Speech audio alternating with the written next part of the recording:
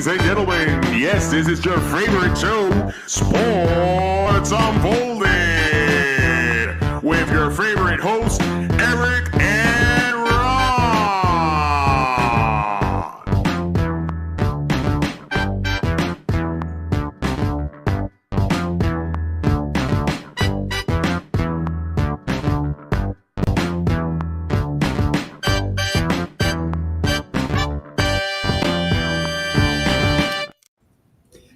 Hey, sports fans! Welcome to the best sports podcast on the planet, Sports Unfolded, where we bring you all of this week's top sports stories. I am your host, Eric. Main man right over there. Ron, how are you tonight? Oh, I'm doing wonderful. That sounds convincing. I'm buying it. You should buy it. I'm all in on that one, buddy. First and foremost, we want to thank look at us over there with the little pictures. How cute that is. You like that, right? Nancy. Oh boy. I told you I was busy today. I think we're both wearing the same shirts. Actually, we are. What's the odds of that? What? We are. We've never had different clothing ever on our show. So if you join black shirt, that is phenomenal. That wasn't even planned.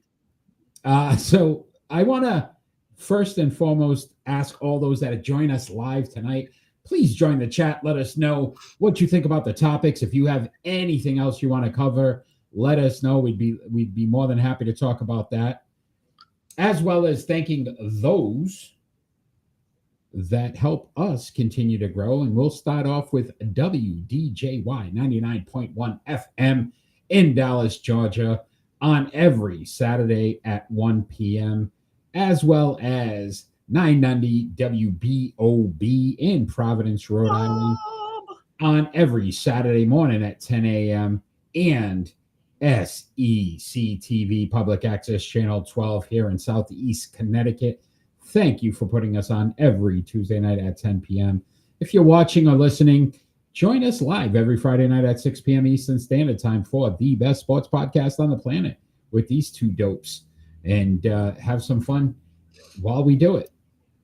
I like the terminology being clowns. You like clowns instead? You'd rather be a clown? Yeah, I don't want to be dopes. Why? Because at least clowns, you can say we might know something. Uh-huh. But we're just too goofballs about it. Okay.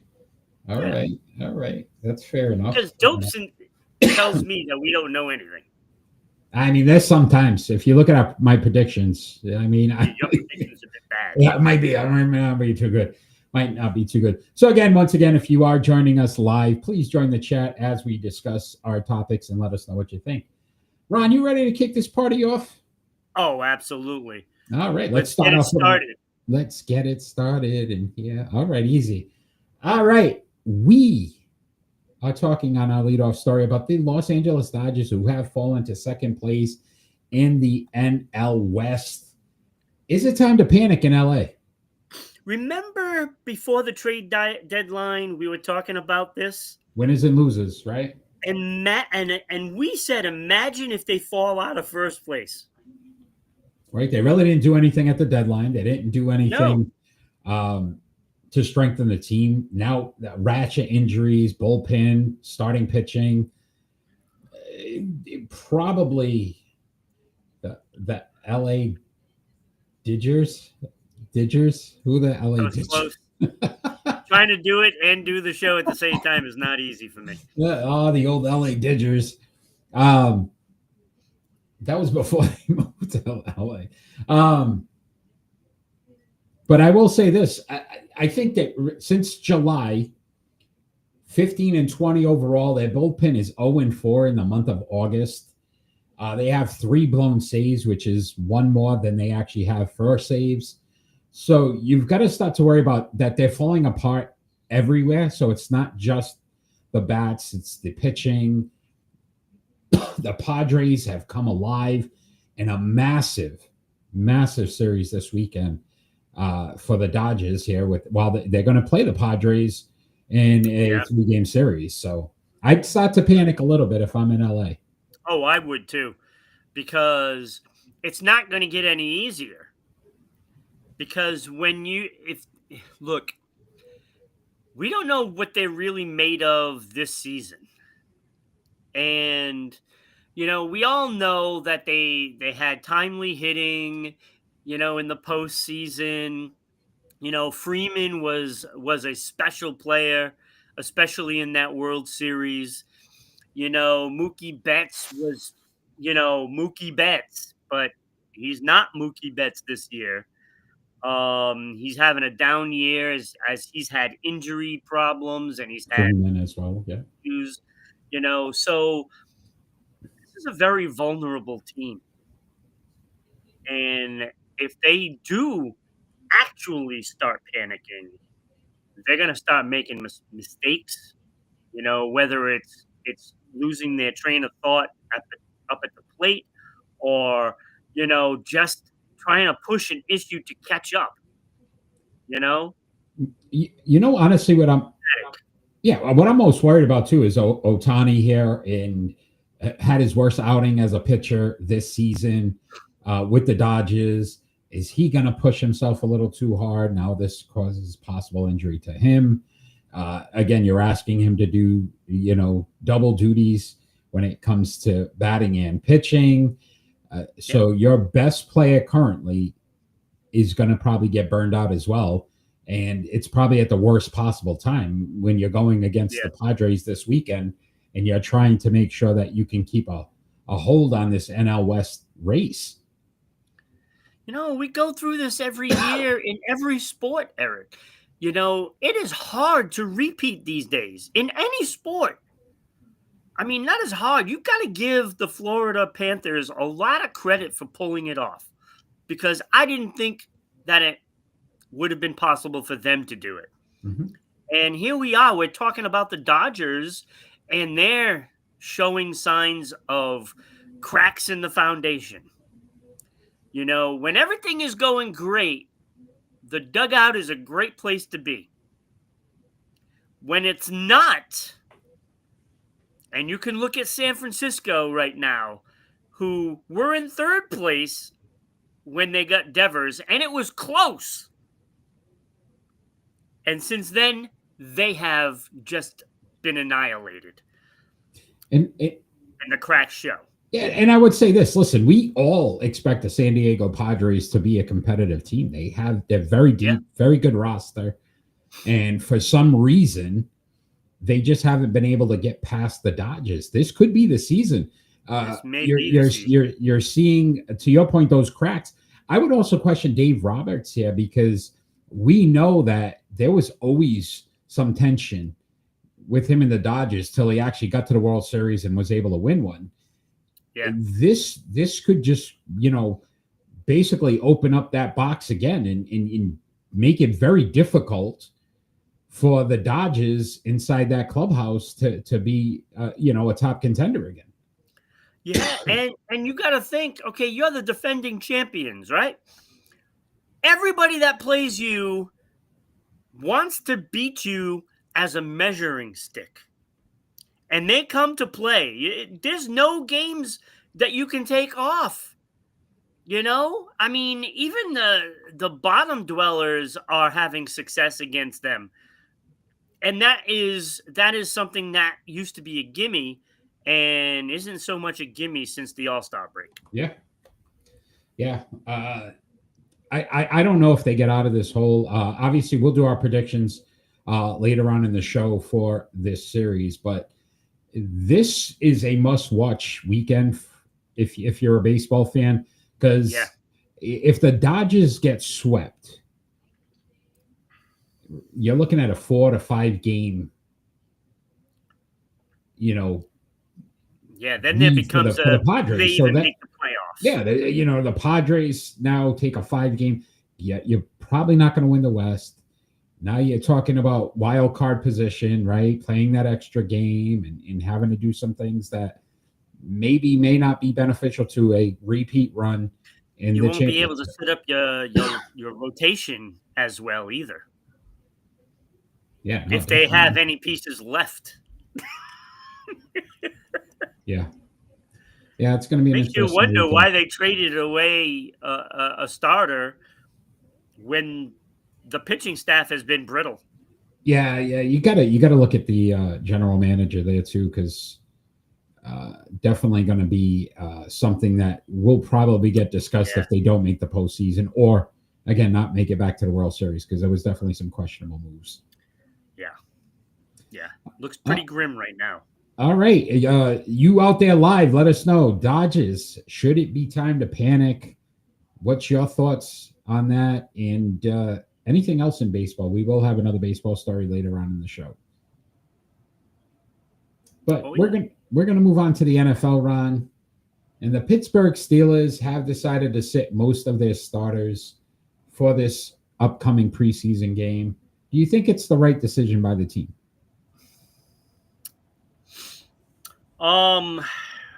Well, not for that offensive line. I think you need to start that offensive lines to see if they have any cohesion amongst each other. You have three young players that are starting on their offensive line, and that could be a glaring hole for them. I mean, Rodgers, if he gets hit, he's not, a 27-year-old. Yeah, and I think that's where I'm conflicted, because I truly think normally you wouldn't want to start your first team Yeah, in the second preseason game, but I also feel like Rodgers came in late to this camp. There's still trying to work through the offense, right? You picked up DK Metcalf, Jalen Warren, Pat Fairmouth. Like, these guys like a haven't new worked. offense. Yeah, they haven't worked together. So I start Yeah. to question, if you're sitting them out and you're really going to find out what they are week one. I think we did this with the Jets in Aaron Rodgers. It didn't go so well, Oh, it did not. right? And I think it's going to be a big problem for the Pittsburgh Steelers. I think it's going to, because when you think about it, Aaron Rodgers isn't really going to be game ready until week 4. By then, it could already be too late. Right. You're in a Look, tough we division. know what Cincinnati was like when they started the season. Look at the change they made, right? They played their Yes. starters in week 1 preseason. Yes. And that's what I'm saying. And rightfully so. They have to get themselves prepared for the season. Yeah, Look, I understand that injuries can destroy a season. I get that. But in my opinion, I think you have to play so that way you are physically ready for the season, so that way you don't get hurt. yeah, I think you have to be in game shape by then. Yeah, you can't match game speed in practice. No. You can't match the cohesiveness of an offensive coordinator with his quarterback and how they call the plays and what they're looking at the same time until game time decisions. Yeah. To me, Mike absolutely. Tomlin's making a massive error by not allowing the starters, especially on offense. We know what Watt's going to be. We know what some of those guys are going to be, and possible holdout with Hayward. Yeah. But so the expectation from them, I wouldn't be as concerned with. I know what I'm going to get from them week 1. I've never seen Aaron Rodgers and Arthur Smith work together. I've never seen Aaron Rodgers with DK Metcalf and how they're going to protect on a blitz package where Aaron Rodgers might see something. Does DK say it the same way? So now you got to start to question, if they struggle early, Ron, could this be the reason why? Oh, that's absolutely the reason. And I'll even go further and say it is inevitable that they are going to start slow. And I would not be surprised if they go at least 0-2 to start. And you're already behind the 8 ball. And if Cincinnati starts out hot, like I'm expecting them to this year, because they're going to be ready for it, they're in trouble. In Baltimore, right? Oh, yeah, I'm not worried about Baltimore at all. Between having Lamar Jackson and having some great pieces on defense, some great offensive weapons, and a coach that knows what the hell he's doing, and I'm not saying Mike Tomlin is not a good coach, because I think he's probably easily top 5 in this league, but he's coaching scared right now. And he's got to make a decision. Gee, if I hold them out, it could hurt our start. If I play them, they could get hurt. What do you do? And to me, that's coaching scared, because he's worried about having a job at the end of the year, which he shouldn't, because if he gets fired, he's going to find a new home rather quickly. Yeah. So I would look at first 5 games of the season. This might bode well for them. At the Jets, then they play home against Seattle, at New England, at home with the Vikings, at home with the Browns, before they play the Bengals in Cincinnati. Oh, they're going 0-4, baby. 0-4. 0-5? I gave you 5. No, I'm giving them Cleveland. So 1-4, 1-4, 1-4. But they're going to start 0-4. So you okay? All right. Look, you got to think. All right, they play in the Jets first, right? You don't think the Jets are pissed off? Justin Fields probably has a little bit of a chip on his shoulder from them letting him go. Absolutely, because you got to look. Where did Aaron Rodgers play last year?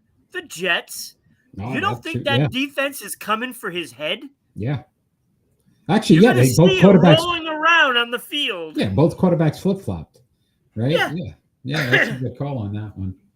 Yeah, I like the Jets' chances in that game, to be honest with you. Yeah, I don't know about that New England one, man. I think you're homering that one up, though. Oh, I think your expectations are way too high on New England. No, I'm not. No, they're not high. But you're high. The first game they came out and beat Cincinnati last year. You're high. Yeah. Okay. Yeah. How'd that season turn out? Perfect. Well, not perfect, because we should have had number 1 pick. We should have. Yeah. Thank you very much. Ay. All right. So stay tuned. We'll keep an eye on the Steelers this season and see how this turns out. But Ron, we're going to have some fun. Game, and I'm going to laugh my butt off when they lose it to the Jets. All right. Let us move on and have some fun with our starting 5. 5, 4, 3, 2, 1. Our starting 5 segment tonight. Good one. Current NFL wide receivers. How would we rank the wide receivers in the NFL today? Who would make our starting 5? Ron, you are first this week. So I would love to hear your 17 honorable mentions. No, I only have 7. Only 7. Good. No, I'm kidding. I actually have only 3, Eric. Oh, me as well. Only 3. Me as well.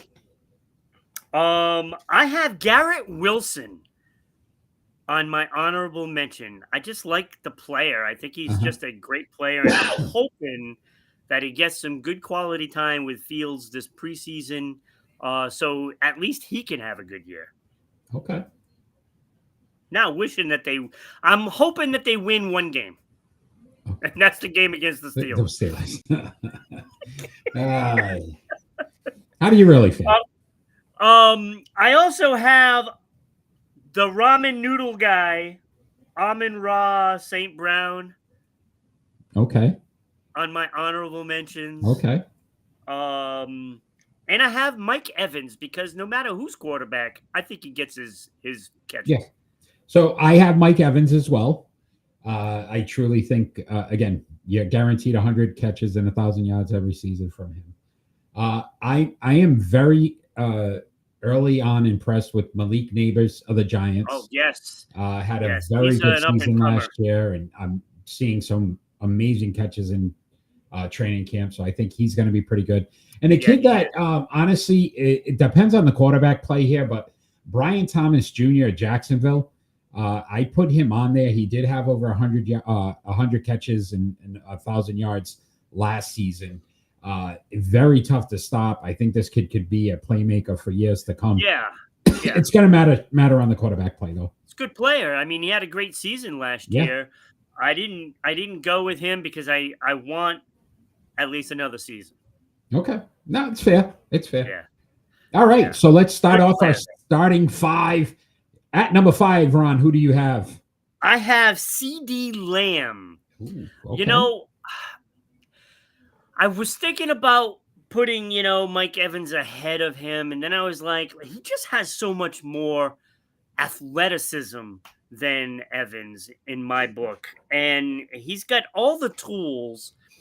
He just needs a quarterback that stays healthy and plays smart.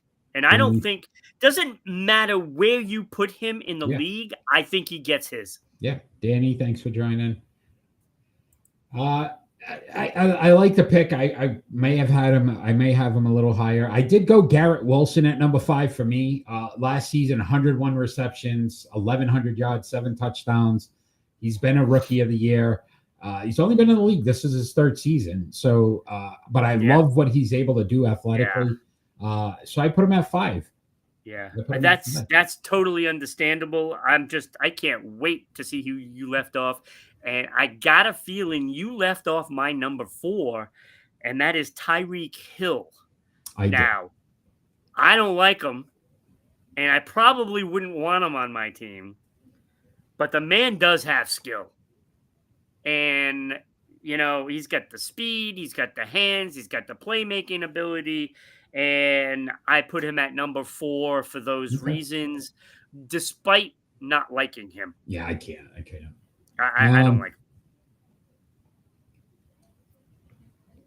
Jay Leno is here. Yeah, Jay Leno. He loves him. At number 4 for me, Ron, I went CD Lamb. Again, another guy, 101 receptions, 1194 last season, 6 touchdowns. But 4-time Pro Bowler, 1-time All-Pro. We know the quarterback struggles in Dallas with the injuries, and this man still puts up 100 catches every season. So I put CD Lamb at number 4. Yeah, and it was close between the two that I had at 4 and 5. I like CD Lamb as a player, much better than I like Tyreek Hill. Yeah. On a personal level. Agreed. All right, so number 3, I have A.J. Brown, and I think this guy is still one of the best. Okay. Even though there are so many people that can get the ball on this team, he still gets his. I think he's just so dynamic, and he's got all the talent in the world. Yeah. He's really one of the best that are in the league, and being at number 3 dictates that. Okay. All right. At number 3 for me, Amon-Ra St. Brown. I love his numbers. Another one out. Oh. I love these numbers, though. Last season alone, 115 receptions, 1,263 yards, and 12 touchdowns. It's been a 3-time Pro Bowl, 2-time All-Pro, and he's only been in the league for 3 years. So, again, if you look at it, he's been a success from day one. Yeah. And I think Jared Goff would not be Jared Goff without this kid. So I put him at number 3. You left off probably A.J. Brown. I did. I do not have A.J. Brown or Tyreek Hill. Because I think our top 2 are the same, too. I would be it's pretty safe to say that both of those guys, I would think. But who do you have at number 2, Ron? At number 2, I have Justin Jefferson. And I look at it this way. This guy is going to make catches. He had Darnold last year. Yeah. Come on. Like really? Was it Darnold or was it this guy catching the ball that made him look good? I mean, 100%. This guy makes everybody look good. Yeah. Eric, you could be the quarterback of Minnesota and you'll have success because all you have to do is just throw it up.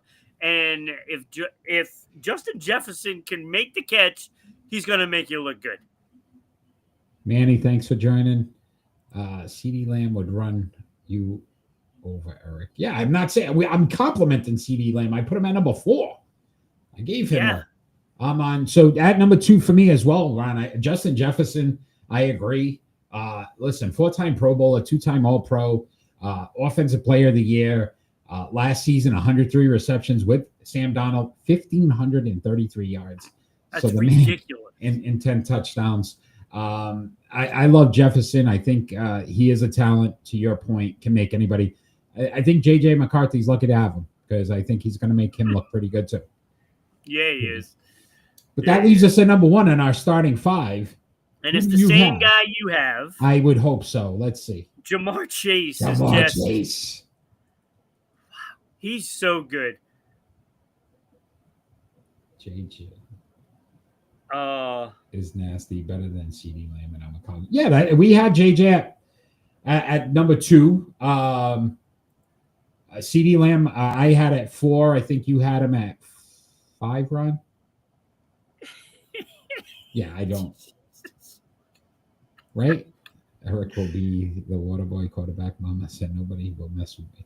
That nobody. Mama did say. But Jamar Chase, to your point, such a talent. Last season, Ron, 127 receptions, 1,708 yards, 17 touchdowns. And you're going to get at least that this year. Yeah. Look, who knows what'll happen, but Joe Burrow is definitely coming in focused. And Jamar Chase is just going to reap the benefits of all of that. You could have 2 guys that get 1,500 yards this year. Yeah. Listen. So I think Eric just froze. So, but look, Jamar Chase is just Cincinnati such a super talent. I think on a minute. And when you get a guy that dynamic that can pretty much do everything, if you handed the ball off to this guy, he's going to make plays and he's going to be able to score touchdowns as a running back, let alone as a receiver. I think we can get, so much offense out of this guy. Am I back on, Manny? Because I did see. Yes, you are here. Okay. All right. Yeah, it was a quick blip. I don't know what happened. Yeah, I love the kid. I think he's going to be a hell of a player. Surprisingly, only 1 All-Pro.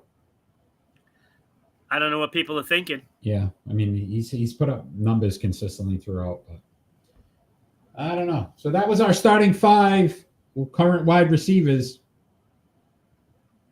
Yeah. They're all great. All the ones we mentioned are all great. They're all great receivers. Yeah. And, some of these could possibly break records. But I would bet on Justin Jefferson or Jamar Chase to do that. 100%. Great list, though. Nice job. Oh, it is. All right, my friend. We are going to talk some NBA. This story I know is near and dear to you, so I thought we'd talk about it tonight. And I loved what was said. So Michael Porter recently made some comments about gambling in sports on the One Night with Steiny podcast. And he basically said the enjoyment of the game isn't for the game anymore. It's so that people can make money. In reality, way more people are losing money than making money. So your thoughts on Michael Porter's comments, and then also thinking about his brother, who was banned permanently from the NBA for gambling and a gambling incident that happened with his brother. Yeah, look, there's no secret here for me. I've been saying this for the past couple of years, at least, about this gambling problem that is climbing, and it's just so easy especially for an average player or a fringe minor leaguer to go to that dark side and throw a game, because it's going to happen if it hasn't already. Agreed. And Manny's trying to tear at my heart. Julian Edelman, no one will be as better as Edelman. I don't know about that, but Jules came up clutch. I will give you that one, Manny. Jules came up clutch when needed. But I agree with you 100%, Ron. For the first time when I heard it, I started to think about this aspect of it. Even to watch a game today, they give you the betting lines. Yeah, ESPN is putting it on prior to a game, and this is what the favorites, right? They have their own betting channel. They do it for the hockey games. Who's going to score a goal during the game? Yeah. And they bring it up several times in the game. Bruins do it, all the time. It's I've had it up to here. Yeah, it's not about the sport anymore. It's not about competitive advantages and what we're going to see and how a player performs. It's, to your point, prop bets are so big.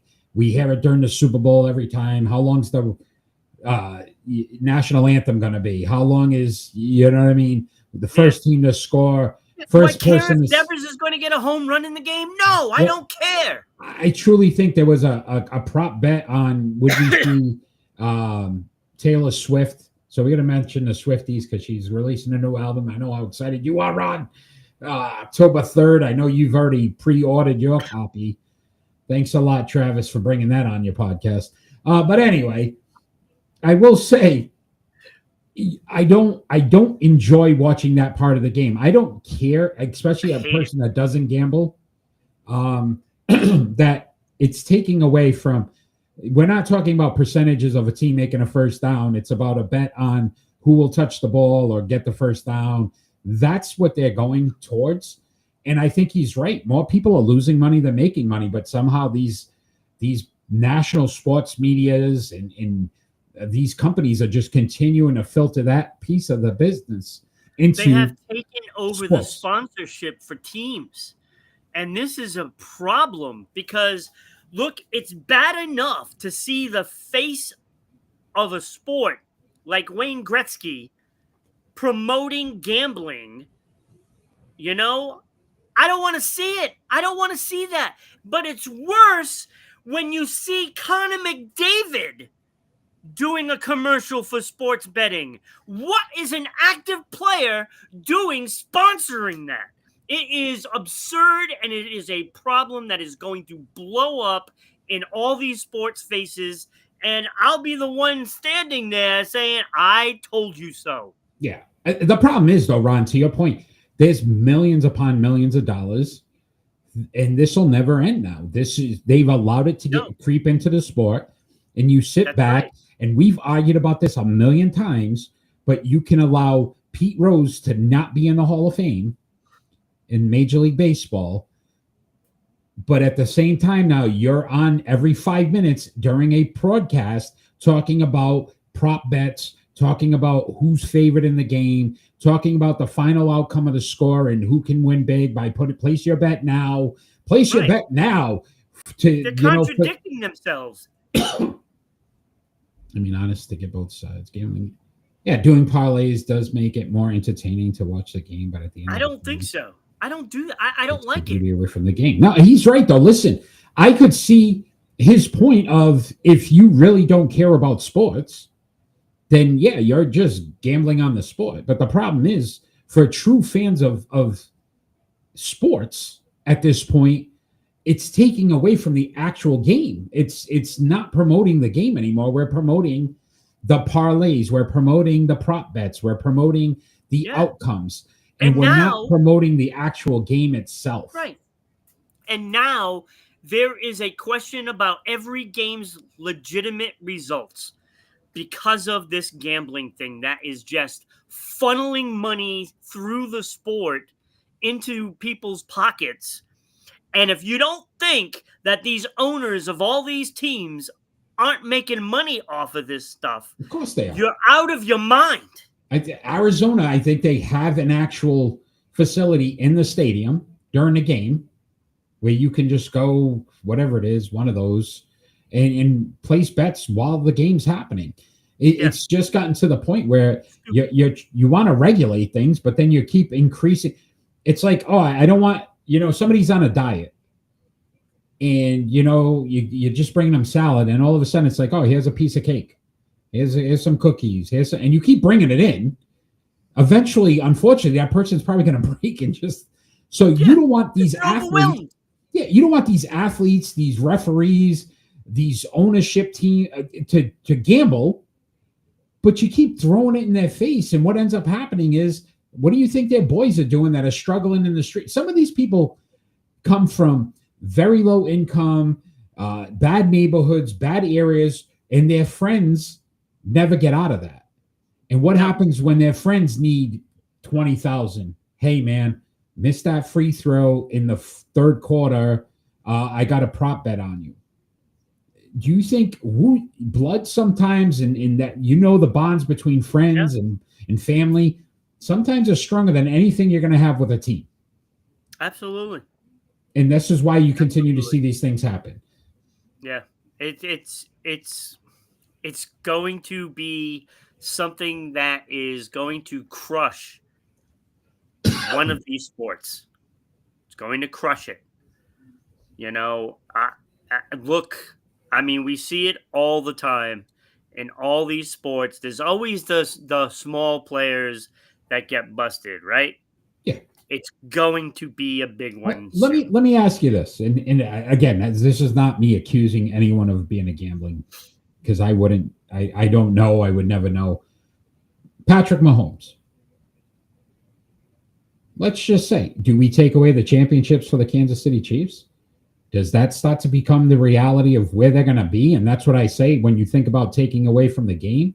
Is it going to take something like that before people really realize, like, wow, this is serious? Look, we just saw what happened with Michigan, right? Michigan today. Over $30 million in fines.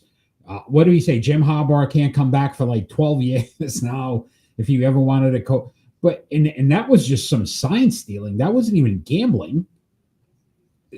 I mean, it's going to happen where somebody's going to win a national championship or an NBA title or a Super Bowl or a Stanley Cup, and you're going to find out they placed a bet. Then what happens? Yeah. Gambling is obviously taken over. And again, it becomes a question of legitimacy for these sports, right? How many times do we talk about, the Kansas City Chiefs getting calls? Are they really there? Is it really happening? Is somebody doing it on purpose, manipulating the sport? It's possible. Nobody's going to do an investigation because they don't want that. Yeah. Yeah, and Manny said it right. We're not worrying about who scores a goal, who's hitting a home run. Like, it doesn't matter. And you could probably blame a little bit of this on fantasy football. That was always a thing, and people used to be in leagues that spent a lot of money, but it wasn't to the degree where you were worried about somebody throwing a game. Like, I don't think it ever got to a point where you're like, hey, I got you in my fantasy football league. Make sure you don't fumble because I'll get minus point. Like, I don't think that would have happened as much as, hey, if you fumble in the third quarter, I placed a prop bet now that gets me 30,000. I've always thought of, all these referees and umpires. And we saw it. They are doing this in their leagues. Why? Well, they're fans of the sport, aren't they? Now, don't they have favorite teams? You know what I'm saying? So this is all stuff that can put them a little bit over that edge, and it can cause problems. You don't need any more problems with refereeing and umpires. We don't need those problems. But it's very easy to alter a game and just say, oh, that's ball 4. And I've seen it. Can I ask you a question? That Major League Baseball had the first female umpire. Yes. Did you see it? Yes. Did you see her first call? No. Ball was so far inside, called it a strike. Like, I don't even, like, again, but could it be like her first call would be a strike? Like, the ball was nowhere near. Oh, absolutely. I'm sure there were bets for that. You could question every single thing now because it's not about the game. Absolutely. It wasn't about that moment, because then people now start to look at this piece and say, hey, is he right, Michael Porter Jr.? Maybe there was a prop bet on what her first call would be. Would it be a ball or a strike? I'm sure there was. Guess what? But next year it'll be automatic balls and strikes system, and we won't have to worry about all these bad calls. But, I saw one in Ron, a game I was watching last week, and it was right down the middle, and I'm like, where the hell did that miss? I don't even remember the game. I think it was a Yankee game I was watching. But think about this. Could you alter a computer to make call? Like, there's so many variables now that you'd have to worry about. Yeah. I'm just proud of Michael Porter Jr. for bringing this up. Yeah. With the fact that his brother and what happened with his brother, you think he'd want to stay as far away from this? But he's almost telling, like, listen, this is probably why my brother did what he did, because it just got to a point where his brother wasn't at the same level and wasn't going to make the money, and had friends that were, basically enticing him to make a little more money than he was making in the NBA. Exactly. It doesn't take much of a push to knock you over the edge, right? Yeah. Mm-hmm. You do it every week on the show with me. All right, Ron. With that great discussion, Manny, great feedback on I think Manny gambles a little bit. I'm not saying he has, but I know I think he does, so he might be able to understand it even more than we do, because we don't gamble at all.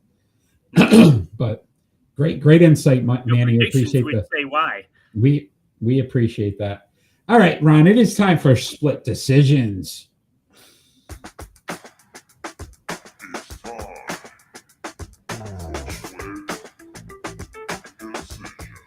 Our split decision segment, basically, we ask each other two more likely questions, and we have to come up with an answer. You are first this week, Ron, so your first split decision. Okay, so I will start it out with baseball. Freddie Peralta from Milwaukee leads always appreciate the you majors too, with Danny 14 wins. Hold on, Danny needs his love. Danny, we love you too, buddy. Thank you. We love you too. We have to. Of course, we love Danny. We have to give Danny his love. All right, Ron. Sorry to interrupt you. 14 wins. 14 wins, leads the majors for wins for Freddie Peralta. Who is more likely to get to 20 wins first? Okay, 20 wins first. Will it be Crochet from Boston, Rodon from New York Yankees, Fried from the New York Yankees, or Freddie Peralta from Milwaukee? I'm going Peralta from Milwaukee, because that team's just on fire. They are pitching. Their pitching's great. Their hitting's great. We're going to talk about them soon. But I just listen. The Yankees are up and down. I don't trust them. And the same thing with the Red Sox. The Red Sox go on a streak and then come back down to earth. And I think Crochet had a bad outing his last outing.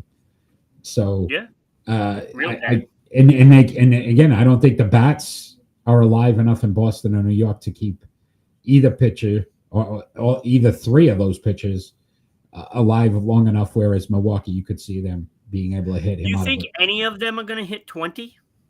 Yeah, I truly think Milwaukee. Danny says none, but I think Milwaukee. Peralta, I think that team's legit. I really do, and that's 6 wins. I mean, he's probably got 8 or 9 starts left. I could see him winning 6 of those. So, no, good question. Okay. All right, Ron, your first split decision. We just talked about NFL receivers. Which NFL wide receiver is more likely to reach 1,000 yards receiving this season? Darnell Mooney, who had 992 last season. DK Metcalf, who had 992 last season. Or Puka Nacua, who had 990 yards last season.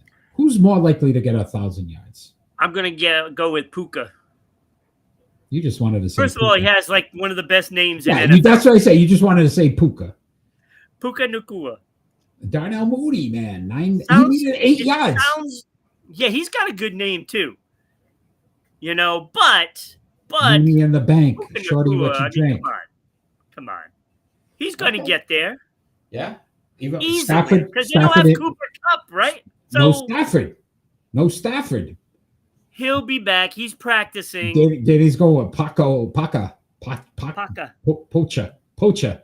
Puka Nakua. Yeah. Good choice, Okay. Danny. That's a great choice. All right. Ron. Your second split decision. Go on Puka Nakua. Second of three. I got Oh, a no. bonus one for you. Oh boy, here we go with the. Okay. All right, which tight end more likely will have more receiving yards this season? Bowers from Las Vegas, Mm-hmm. Kittle from San Francisco, Kelsey from KC, or Pitts from Atlanta? Who will have more? I'm going to take Kelsey out. I don't think. Listen, Taylor Swift 12th album tour, October 3rd. Everyone, please go out and get it because it's on his podcast. So Come on, I know. stop promoting it. I know where he's focused. The show. That's his focus right now. So I don't think it's Kelsey. At least hashtag Swifties. I'm not hashtagging nothing. Let me ask you this though. That leaves Kittles. I don't think it's Kittles either. Because Kittles, to me, San Francisco, I don't think. There you go. Kittles, I can't see you lose Debo. They're still a little beat up. I don't know. I don't trust them. So then that leaves me with who's the first? You have Bowers and Bowers, Pitts. and I like Bowers, but I'm questioning a quarterback play there. I think Pitts is going to take a serious jump this year. So your question was who has more yards? Yes, who has more yards, Pitts. not receptions. Yeah, Pitts. I would go with Pitts. I think he's going to have a really good season. I think the NFL speed, I think he's okay now. I think he first came in, the hype wasn't as real. But I think he'll be all right. Good question, though. Good question. Good. Hey, that's for Atlanta out there. That's it. Yes. Our Atlantonians. I still don't think that's the right thing, but Atlanteans? Kittle. Danny thinks Kittle. I mean, I don't know. I think what else do they have? Ayuk's hurt. He's hurt. I don't think he's back for the first 4 or 5 weeks. Who gets the ball thrown to him a lot, which means that takes away from Kittles. And everybody's going to focus on Kittles because he's their only legit wide receiver. Anyway, Atlanta has Darnell Mooney.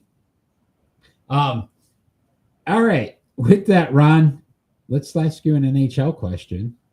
Which Boston Bruins player is more likely to have 50-plus points this season? Or next season, obviously. Pavel Zacha, who had 47, or Elias Lindholm, who had 47. Which player is more likely to get to 50-plus? Well, Lindholm could not play as bad as he did last year. So I will go with Lindholm just because there's got to be an improvement, right? And they're going to force him to be on Pasta's line. So by default, it's got to be him. Pavel Zacha might not even be on the team when the season starts. Ooh, there's an insider. So okay. He's Breaking been news. all over trade talks. Breaking news. Okay. All right. So you think Zacha might get traded before? He might get traded. Okay. It'll be him and a prospect, and they'll bring in a winger that can score some goals, and then won't because he'll be hurt. I like it. I like the way you're thinking. I see where you're going, buddy. All right. So there's a bonus split decision? A bonus split decision. All right. And I started thinking about this because it is conceivable at this point. You sounded like from Princess Bride. Inconceivable. That's good. I like that. You were like, it's conceivable. Okay. Which team is more likely to win the AFC West? Ooh. Other than Kansas City. So saying Kansas City if they were not available. Okay, got it. Right. So the Los Angeles Chargers, Denver Broncos, or Las Vegas Raiders. Who do you think would be taking over that spot if Kansas City does not win the division? Listen, Vegas, I don't think the Raiders are for real. I think that'd be okay. Well, they're in the division, so I had to include them. No, I get it. Pete Carroll's a good coach, but I just don't see the enough talent there to do it. I like Denver, but I think the Chargers are a more well-built team. Like, I see more pieces on the Chargers defensively, although one of their players has got, I don't know, weapons charges now. And Denver's they lost a very good defensive and they lost their best offensive tackle, but they can run the ball, they can throw the ball. Denver, Bo Nix, again, you said it before. I want to see more.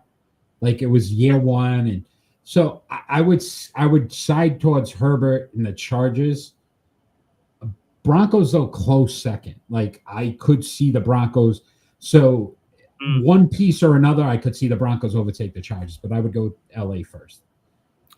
Imagine if Kansas City came in third. Yeah, I don't think they're there yet. I think they'll still win the division, but in a hopeful world, yeah. I mean, oh, I had to throw that out there. That was a good one. Ron, more likely to get more wins this season. Ready for this one? Oh, God. Bill Belichick at North Carolina or Mike Vrabel in New England? Who gets more wins? You want a bonus? I gave you a bonus. Who gets more wins, Ron?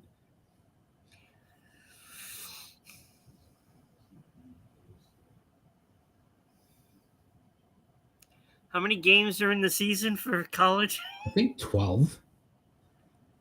Pretty sure it's around 12. I can. I'm going to say the Patriots. You want to look it up real quick? Is that because they play less? They play more. I think the Patriots get 9, and I think North Carolina Patriots get 9. Yes. Did you just say 9? Yes, 9. 9. What's in that cup? Because good stuff, I'm sure. I think so. What do they got here? 1. I think they're going to get 9. 3, 4, 5, 6, 7, 8, 9, 10. Oh, Seymour. Hold on. Seymour. I think North Carolina will get 8, which is really good for them. Yeah, it might be 1, 2, 3, 4, 5. Oh no. 1, 2, 3, 4, 5, 6, through the Patriots schedule now, aren't you? 7, 8, 9, 10, 11, 12. Yeah, 12 games in college. No, I was just making sure I was right there. Yeah. Yeah, I think they go 8-4, which is really good. They start off against the TCU Horned Frogs, also known as Ron's nickname, the Horned Frog. What was the question? Who gets more wins, Bill Belichick or Mike Vrabel this season, Danny? Who gets more wins? Bill Belichick. I think the Patriots can win 9 games. You're off. There's no way. Yeah. I don't. Now you're gonna make me look that up too. They have an easy schedule. It don't matter. An easy schedule. Think about the games that the Patriots lost that they shouldn't have. They're still not. All right. Be better. You're making me do this right now. All right, Ron. Bring up that schedule. Come on. I'm doing it right now. Hold on. Danny thinks Bill Belichick. Okay. So all Danny right. thinks that he's going to get 10 wins. Week 1, Raiders. Win. All right. Week 2, Dolphins. Win. Wait, where is it? I'm pretty sure it's in New England. Team up top is home. All right. Let me see. Hold on. I'll tell you right now. Well, I think they split with the Dolphins and the Jets. It is in Miami. Yep. So they'll lose that one. All right. Because they never win that. All right. Pittsburgh Steelers. Win. At home. Okay. Carolina Panthers. Win. All right. In Buffalo. Loss. In New Orleans. Win. In Tennessee. Win. Browns at home. Win. Falcons at home. Loss. Buccaneers in Tampa. Loss. Jets on the road. Loss. Bengals at home. Loss. It's too late for them. Okay. All You right. need them game one. Yes. Giants in New Win. York. Then they finally have a bye. Holy cow. Buffalo at home. Loss. Ravens on the road. Loss. Jets on the road. Loss. And Dolphins Win. at home. So I don't think you got to 10. Yeah, I might not have. Yeah. So I don't think they get to 10. But okay. All right. At Let's least move now on. we know, right? So All I'm right. going Bill Belichick. All right. Oh, quickly the tides have turned. Yes. All right. Yes. Oh, Danny, hashtag you're right. Swifties, even on kick. All right. Let's talk some NHL, Ron. How will it affect the Florida Panthers if Matthew Tkachuk decides to get surgery? So before we even who just typed in hashtag Swifties? Rhode Island Broadcasting. Yeah, that's me. I didn't type anything. I don't know, buddy, what you're doing. Yeah, look who got hacked again. All right. Are you ready? NHL.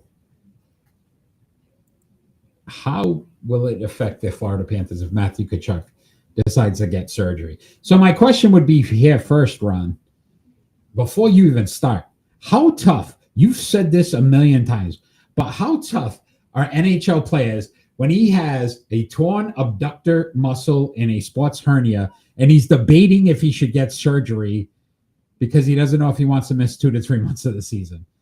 Like, that means he'd have to play with that for an entire season. Yeah. That's insane. Well, it's just like when the Bruins won the Stanley Cup, Patrice Bergeron had a collapsed lung, a torn shoulder, and all kinds of other things. It was just ridiculous. I mean, how the hell do you play hockey with a punctured lung? and that's what I'm saying. Like, look at what he's going through, and frankly, I don't know why they waited so long. Yeah, it's almost like he's debating on it, and it doesn't make sense why, because if he had done it earlier... There should have been a decision, in June after the Stanley Cup was played. And he played with it during the Cup. They weren't sure about the postseason, so I don't know. He should have decided, yes, I'll have surgery now, so by the time the season starts, I might miss a week. And in his case, probably wouldn't have missed anything. Yeah, I think the benefit here right now, right, they re-signed Brad Marchand, so you got some leadership there. Sam Bennett, who played extremely well in the postseason, and then Aaron Ekblad, who, again, was phenomenal in the postseason. So they have strong players. Yeah. We know they're good between the pipes, right? They've proven that now. I mean, it could affect him, but then you think about this. If he's out for 2 to 3 months, a well-rested Matthew Tkachuk heading into the postseason, this might be a better scenario for the Florida Panthers than if he decided to get surgery early and was available week or game one. Yeah, they're going to be fine. Right? I think so. 52 games last year, 22 goals, 35 assists. It was a -3, though. But in the postseason, 8 goals, 15 assists, a +7. I mean, he just tore it up in the postseason. He's a hell of a player. Who's better, Ron? Like, Sam Bennett was out of this world. Out of this world good in the postseason. Like, he emerged as the guy that should be on everybody's shopping list. And then you look at how great Brad Marchand was in the postseason as well. They had the best 2 players, non-goaltender in the postseason. The best 2 players. Then when you want to throw the goaltender in it, they had the best goaltender in the playoffs. Yeah. I mean, and then, a little behind, maybe a couple other players might have been better in the postseason. Maybe Matthew So Tkachuk with who's that. better between Brady, Matthew, and Keith? Which is crazy, right? He was better. Right? But Matthew's starting to make And a I name for think himself. Brady is the second best. Wow, that's crazy. That's insane. That's intense. Because Brady plays like his father. Matthew Tkachuk, and look, no offense to Matthew Tkachuk, he's all bark and then runs away most of the time. Ooh. That's the fact. Oh! But he's very effective on what he does. He gets under the skin. He's like Brad Marchand, but he's not very willing to fight. Keith Tkachuk brought that toughness, brought that intensity, and he could score like most players can't do. Like he was a pure goal scorer, and he was ridiculously good. And That's Brady awesome. Tkachuk is out of that mold, but he's being wasted in Ottawa. Yeah. Come to Boston. Ron, I just realized that we didn't cover Major League Baseball, so we're going to move backwards here and talk a little Major League Baseball. Do you think the Milwaukee Brewers are a legit contender for the World Series this season? Can they win it all, Ron? Can they? Yes. Will they? No. Wow. And it is just simply because they don't have that player that is going to step up in the postseason. Like, these guys are all good. They're all good, right? Pitching staff. But you don't have that guy. Remember when they had CC Sabathia? Mm-hmm. Oh my God. That was the coming out party for CC Sabathia, because that postseason run that he made was absolutely incredible. They don't have that guy. And they could be good, but when you're going into the playoffs and you got players that can do it, the Dodgers, say what you want about how they're collapsing. That is fine, but if they make the playoffs, they're dangerous because you got guys like Ohtani, you have guys like Freeman, and you have guys like Mookie Betts. Mookie Betts not having a great year, but he does come up big. He just got a game-winning home run the other day. So, look, they have those guys.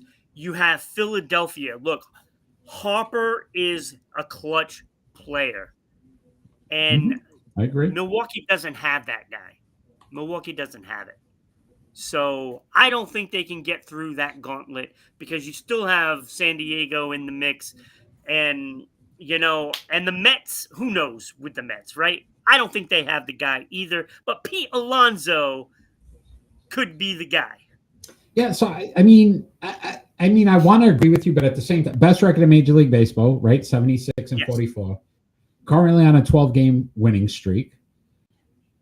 Second overall in batting average, Ron. So 0.59, 259 batting average, right? So the whole team hits. It's not one guy, it's everyone. ERA is third in Major League Baseball at a 3.59. They're second in stolen bases, so they run the bases well, right? Creates havoc. Yep.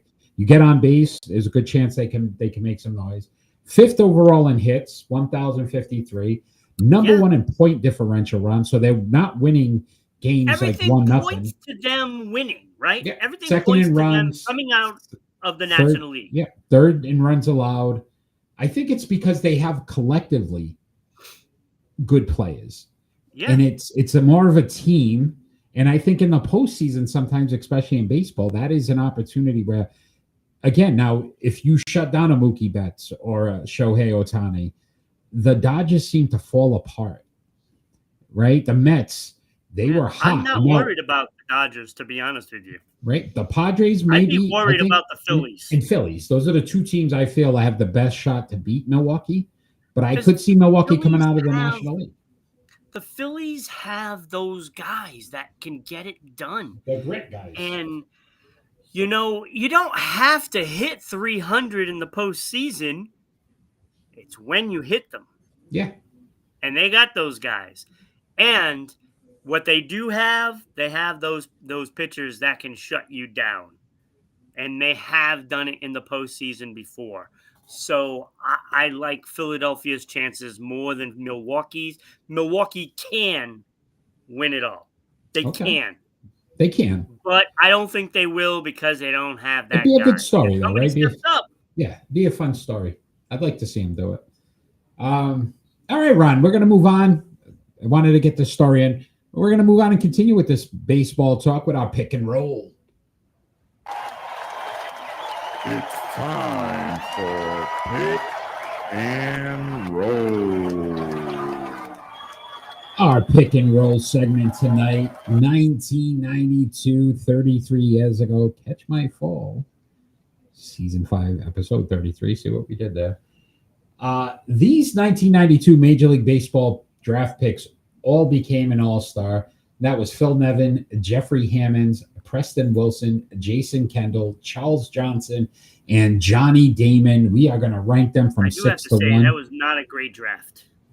It wasn't. There were some good guys in there, though. Some of these guys are all right. I would say I'm not saying these guys aren't good, but if this is the best of that draft, yeah, me too. I mean, come on.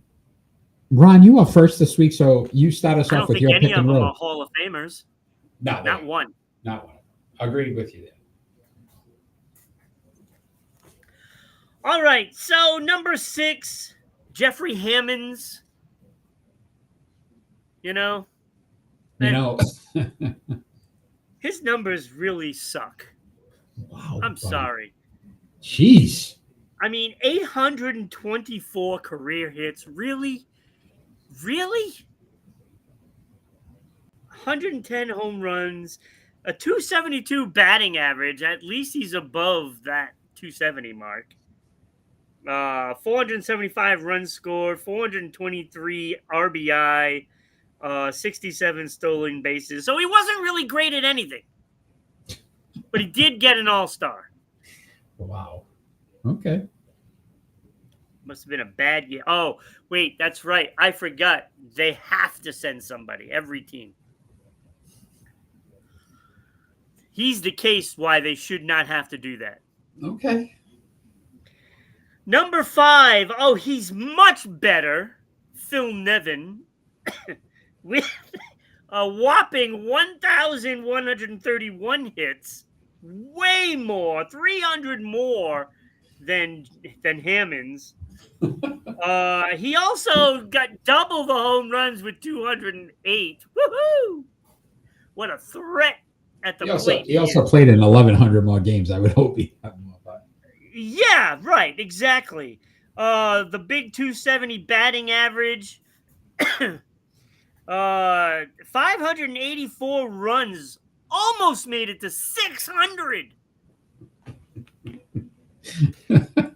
Some of the players in the league history, they could have had 600 in 2 years. 743 RBIs, and the speedster got 18 stolen bases for his career. What did he average? Like 2 a year? Maybe. He also got an all-star. It's great. Did he play in San Diego when they were bad? Mm-hmm. That's why he got an all-star. All right, number 4. The all-star Preston Wilson with 1,055. He almost got as much as Phil Nevin. Almost. But he got 189 big whopping home runs, which almost was as good as Phil Nevin. 264 batting average, almost as good as Phil Nevin. So close. 573 runs, almost as good as Phil Nevin. 668 RBIs, which is almost as good as Phil Nevin. But the difference was, well, he did have an all-star just like Phil Nevin, but he had a World Series ring. Hey, see? And that vaulted him ahead Fourth. of Phil Nevin, Fourth. who almost came close to making the playoffs. No. All right, so number 3, I have Charles Johnson. Now, it's a familiar name because there's so many great players that had the name Charles Johnson. He was not one of them. Wow. Man. He was okay. He was okay. He had a whole 940 hits, so he almost made it to 1,000. Almost. 167 home runs, 245 batting average, 465 runs, and 570 RBIs. And you're like, Ron, he doesn't even come close to the other players' numbers. How is he ahead? Well, it certainly wasn't those 6 stolen bases for his career. Burner. I think my 2 bad knees I might be able to get. You know, he averaged 1 every 2 years, you know. But it was the fact that he made 2 All-Stars, 4 Gold Gloves. He was a great catcher behind the plate. Yes, very and good. He also won a World Series. A World Series. Yeah, with the Marlins. And I like his game calling, and that is why he's ahead of all these other guys. Okay, that's fair. Number 2, Jason Kendall. This guy right here, Jason Kendall. 2,195 hits. That has to be at least as much as the rest of these guys below him. Pretty close. 75 home runs. Obviously not a home run hitter, but he was a good hitter. He was a really good hitter. 288 batting average. I believe he did lead off for Pittsburgh most of those years. Yeah. 1,030 runs scored. So, yeah, that pretty much beats all of those other guys combined. Not quite, but might as well. 744 RBIs. Now, for a catcher, 189 stolen bases. Mm-hmm. He actually had some speed. 3-time All-Star. Did not win a World Series because he was the only guy that was good on the team. Yeah. So, but he was a great player. Yeah. I would have loved to see him in Boston. Probably one of the top Pirates. Yeah. Yeah, absolutely. But unfortunately, he played for the Yankees. Yeah. Why wouldn't you put that older, like the more current? Just curious. No, I did not want a Yankee uniform. Okay, all right.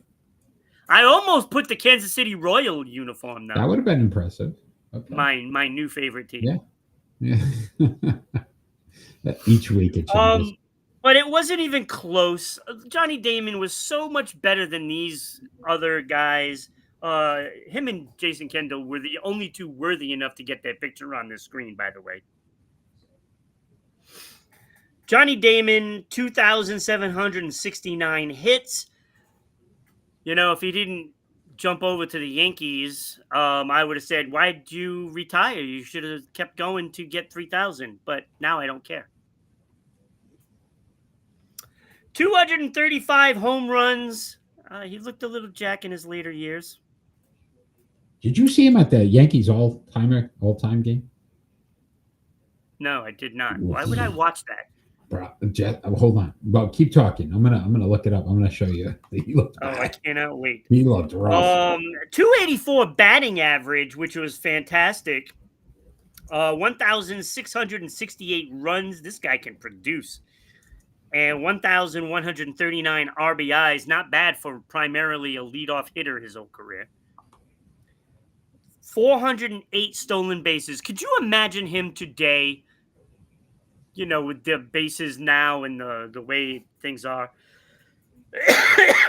I mean, he'd still be overshadowed by Ricky Henderson, but Ricky was. Yeah. If he had those bases and all the rules designed to run,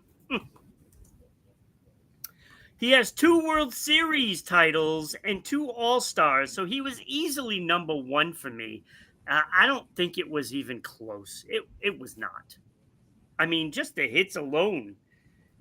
I mean, you take out Jason Kendall, he has more than the rest. Yeah. You're still trying to find that picture, I aren't you? am, because it was so bad. Like, did he look sloppy? Oh, it was not. Yeah, it was really bad.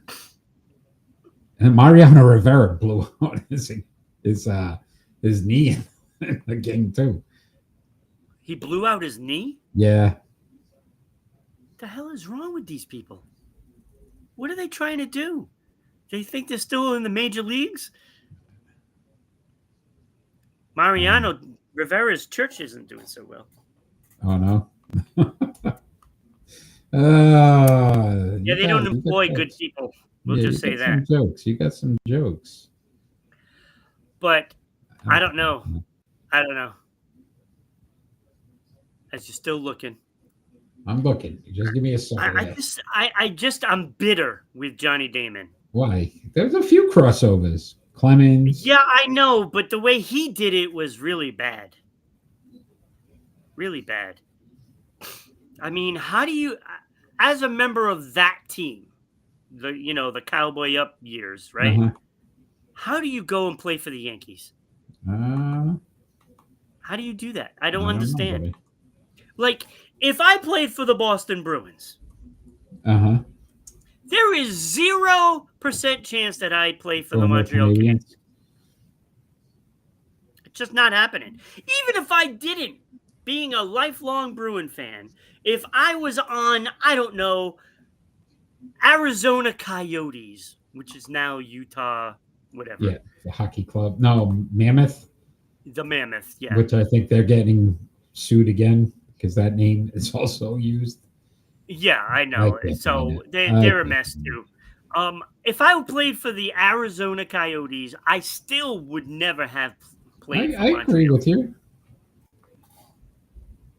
Do you think Derek Jeter would have said, "Oh, I'm going to go sign with Boston Red Sox"? They tried. They had at one point. Almost happened. Yeah, he did it for leverage. You don't sign me for what I want. I'm going to play for the Red Sox. Too much. All right, Ron, I'm going to give you one of these for your pick and roll. You nailed it. I'm not even going to repeat it. I will say Kendall, Johnny Damon, definitely. Charles Johnson, though, very good defensively. So you got to give him credit for that. Very good defensive player. Yes. Yeah, the other 3 guys, like you said, they had one good season. They had a good season in there, or good enough to make it. But no, very good. When you have a bad team and they got to send somebody, usually they just dump a relief pitcher, but they didn't have anybody good then either. That's fair. That is fair. Do you want to discuss the Hall of Fame, Ron? Do I want to discuss it? Yeah, sure. So we got some new inductees into the Sports Unfolded Hall of Fame. We want to congratulate Cheryl Swoops and Deion Sanders, who are now members of the Sports Unfolded Hall of Fame. Congratulations. We'll see Swoops' name on that middle box right under Cynthia Cooper. I didn't put her on there?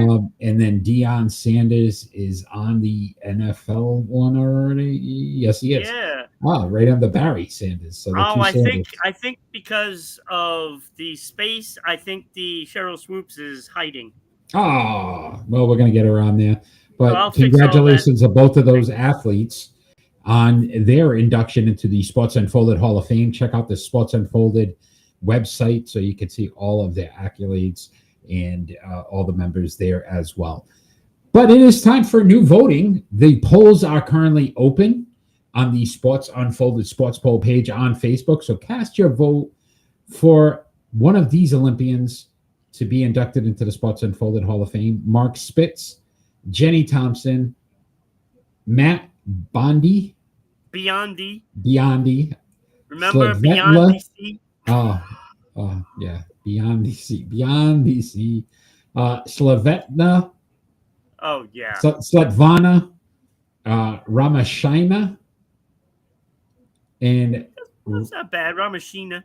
Ryan Lochte. Ryan Lochte. Lochte. So those athletes, as well as, I'm not a name guy, man. I'm the first to admit it. NHL, we got Paul Coffey, Ray Ray Bark, Bouquet. Ray Bouquet, or Ray Bark, depending on who you want. Doug Wilson, Larry Murphy, and Phil Housley. So some great athletes all the way across the board. Go to the Sports Unfolded Sports Poll page on Facebook today. Cast your vote to help induct one of them as the next member. Those are tough Sports because Unfolded. they're great players. Yes, they are. Yes, they are. All right, Ron. It is prediction time. Before we get into our predictions, why don't you bring up the chart here? Oh boy, it is official. I am under 50%, which is a first in Sports Unfolded history, as well as your continued dominance in the NASCAR. Danny, you're tied with Eric. Yeah, I don't know if that's a good thing, Danny. Yeah, James. So I had an error last week in one of the soccer games. So he actually got a win last week because I had put the wrong week for one of the soccer matches. So James, even without picking, got a win. How did he get a win?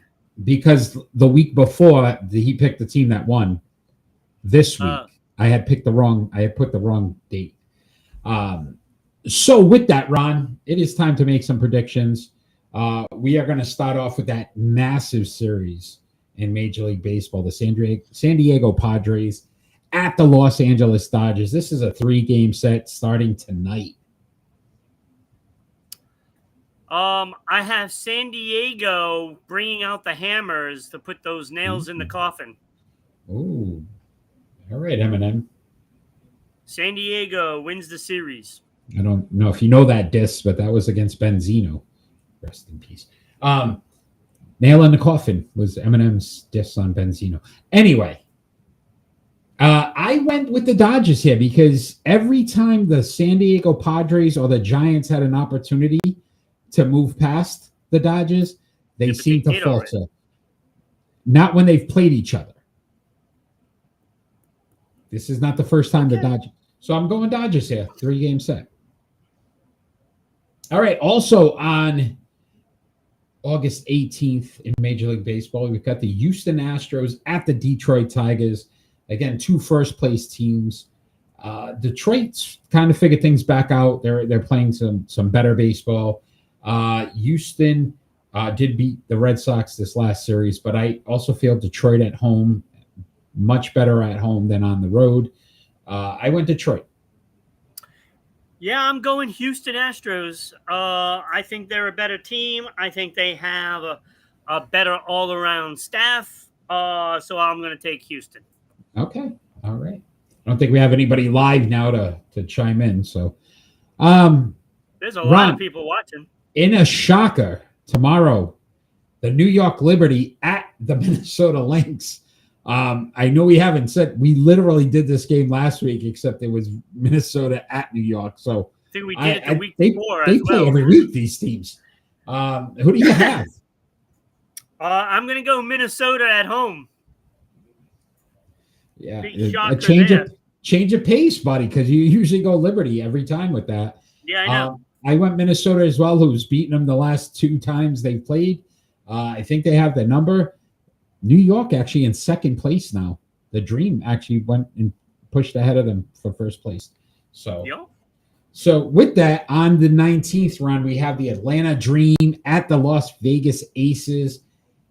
Aces are starting to play some better basketball. They're actually 5 games over 500. They're starting to really, Becky Hammonds, I think, really put the screws and tightened them to that team. So I'm going Vegas here. I'm going Vegas at home. Yeah, I went Vegas as well. I think they're turning a corner, but now they know how dire they need these wins. So I think when you have that many good players, they get it done when they have to, and they've needed to recently, and they've done that. So I went at Las Vegas as well. Okay. All right. Major League Soccer on the 16th. Tomorrow, you got the FC Cincinnati at Portland Timbers. What do you have? Well, I like the Portland Timbers name, but I'm going to take Cincinnati in this one. Ooh, Cincinnati. I went Portland at home because they are going to chop down the competition. Timber. All Holy right. Timbers, Batman. Holy Timbers, Batman. Ron, I know you're dying to watch this tomorrow night. The Baltimore Ravens at the Dallas Cowboys NFL preseason game. What do you have? Is it your In a pick? surprise, I'm going to take Dallas because Ooh. what better way to bring those hopes up of all Dallas Cowboy fans everywhere? Danny can even attest to this because after they beat Baltimore, their fans are gonna be like, "Oh, we're going to the Super Bowl," and it all come crashing down in the playoffs next year. But Prop bet how many times they show Micah Parson in sweatpants on the sideline. I think that's such a distraction for the Cowboys. Is he even going to be there? He should be. He's there. It's just he's not practicing because of a back injury. Right. Is he going to show up to the game? I'm sure he'll be there. It's at home. He'll be there. He'll be on the sideline. So I'm going the Ravens here. Going the Ravens. Also tomorrow, Ron, the New England Patriots at the Minnesota Vikings. Who do you have? I'm going to ride the hot hand because I think the Patriot fans are just the same as Dallas fans. It is Super Bowl or bust for the New England Patriot fans. They're going to get hyped up because they're going to be 2-0 in the preseason, which means absolutely nothing. But to the fans, it means we're going to the Super Bowl. Let's go. So I'm taking New England. Let's go, buddy. So I think Vrabel might suit up for this. Yeah. Just so we can get a piece of the Vikings. I like it. Except I'm going Minnesota here because they put all their points in the week 1 preseason. I said they may not score 48 points for like 6 weeks. So I'm going Minnesota here, and I've heard not good practices out of New England so far this week. So I'm going Minnesota. Our NASCAR aficionado, the man just knows how to pick them. This Sunday, you got the Cookout 400 in Richmond. We need a top 5 driver on. What do you have? I want my 5th one of the year, Eric. And I think I got this. I'm going Kyle Larson. Ooh, Kyle Larson. All right, Ron. Kyle Larson. I'm going Danny Hamlin. Listen, this man has led laps in this thing and finished in the top 5 at least 5 times. So he knows how to run this track. It's a short track. I'm feeling good about Denny Hamlin. All right, that is our prediction segment. Tune in next week to see how we did. Finish 2nd. We'll see how he did. He could. My guy last week finished 4th. That's what pissed me off more about it is that I actually had a top 5 driver. You just had the number 1 driver. I told you. Didn't I tell you it was a road race? You got to pick an F1 guy. And that horseshoe, wherever you got it stuck right now, buddy, it's working. Good for you. All right, that is our prediction segment for this week, Ron. It is almost time for our final thoughts. But before our final thoughts, Ron, can you please tell all the wonderful people out there how they can become a sponsor of Sports Unfolded and help support this show and get their name advertised each week on our show? I can do that, Eric. I think I can. Look, to sponsor the show, your ad will be here. We will read the ad. So not only will people see it, but it will be heard on the audio version for Spotify, Red Circle, iHeartRadio, and on TuneIn, and many more. So send us an email at ribroadcasting.media@gmail.com. We can send you out the media kit, and it'll tell you how to get your ad, like right up there, or even down here, it could be surrounding us. Surrounding us. I will say this: not only visually, you will see your ad will be seen. He did mention it on all those platforms. Ron, could you bring those up? All these different audio platforms that we currently are on. Oh, wait a minute. Oh, not that one. Not that one, buddy. This. Yeah, that. Listen to that Red Circle, Nothing's Spotify, changed. Yeah, TuneIn, yeah, nothing's iHeartRadio. changed. You didn't change anything. What do you mean? I'm still on the sponsor of the show. I can't see you. Ah, there we Can't go. see There, me? there it is. Ah, What are you looking at? Spotify, TuneIn. What's the other one there? iHeart. So many different audio Red platforms. Circle. Red So- Circle, you can actually donate, Eric. People can donate on Red Circle. You can also get some Sports Unfolded merchandise on Patreon. You can check that out. That nice mug that Ron's drinking out of every single week. So you can join us there. All our social media platforms. We're on everything. So really good opportunity for you to continue to help our brand grow. And we appreciate all of the support, especially from WDJY 99.1 in Dallas, Georgia. Thank you for the support, as well as 990 WBOB in Providence, Rhode Island. Thank you for the support. And SECTV Public Access Channel 12 in Southeast Connecticut. Thank you for putting us on each week and continuing to help our brand. As well, you could support our show by joining us on our websites. Check those out, especially the Sports Unfolded Hall of Fame on their website. Some really good information there, a lot of cool things. As well as Rhode Island Broadcasting, so many different shows that Rhode Island Broadcasting puts on. We are by far the best sports podcast, but there's movies, there's music, there's all kinds of shows on there. So check that out as well. Eric, you can also donate on Rhode-IslandBroadcasting.net because I put it on there, and just in case Mark Zuckerberg wants to apologize to us, so close. He can do it donating up to $10 million. Oh, he can. I think like it's most normal people could be like $1, $5, $10, right? No, Mark Zuckerberg, you have an option now to do $10 million. Do it or up, Warren Buffett. Oh, do it up. Is Buffett still alive? The guy's still alive? I don't think so. Oh, I don't know. All right, Ron. With that, Ron, we are going to move on to our final thoughts. Our final thoughts don't necessarily have to be anything sports related. It could be about anything happening in the world today. You are first, my friend, so your final thought. Yeah, I don't know if you heard the news coming down from the court system that in the case of Brian Flores with the Miami Dolphin debacle, right? It cannot be possible that our wonderful commissioner can be the one that decides this case. So he can't be the arbitrator because you're part of the NFL. You cannot do that. So it is illegal to do that. So now that case goes further, and Brian Flores is going to get a payday out of this. You watch, mark my words. And I'm going to tell you what they're going to do. At the end of this coming season, whoever fires the coach, they're going to tell somebody you have to hire Brian Flores.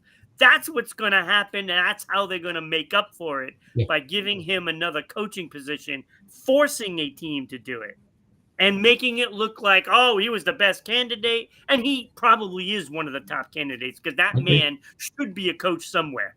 Agreed. Probably one of the only Bill Belichick disciples that moved on and actually had some success. Fantastic. I think he's a great coach. And again, owner sabotaging you. Bungled that one. Bungled it. Absolutely. So I'm happy to hear this news because there's no way he should not be a head coach somewhere. He deserves it. And the NFL is taking their lumps between that and John Gruden's lumps too. Yes, he got it. Yeah, it's interesting. Yeah, so they took two big losses this week. Yeah, no, Well said. Well said. My final thought, Ron, is on sometimes the thrill of victory isn't so thrilling. So unfortunately, not sure if you saw this story. Connor Zelish, NASCAR driver who was celebrating his victory on Saturday, ended up catching his leg on the netting from the car and broke his collarbone. He fell and came down on his collarbone. Is he related to Martin Gramatica? You remember when he celebrated that field goal? That was a preseason game too, and he blew out his knee. It wasn't even a real game. So yeah, unfortunately, wish him the best. Hopefully he gets healthy quick, but tough way to get a victory. He was, so excited, and 2 seconds later it was, holy cow, broke my collarbone. But that's my final thought. Wishing him well. Hopefully he gets better, because everybody knows him now. Everybody saw that highlight. Yeah, I mean, it goes down in infamy, right? Yeah. All these the butt fumbles. Yeah, like it'll never go away. That'll be replaying for 10 years now. Yeah. Unless somebody else does it. But this has been a fun show tonight, Ron. I want to thank you. I want to thank all those that joined us live. Danny, Manny, guys are awesome. Thank you for joining tonight. If you are watching us afterwards, please like, share, follow our show. Tell your friends about it. Tell them to join us every Friday night at 6 p.m. Eastern Standard Time for the best sports podcast on the planet, Sports Unfolded. We will be here. We hope you are too. Ron, thank you again for your time tonight. And all we ever ask for every single show is that we finally get peace on earth. Have a great night, everybody. Take care.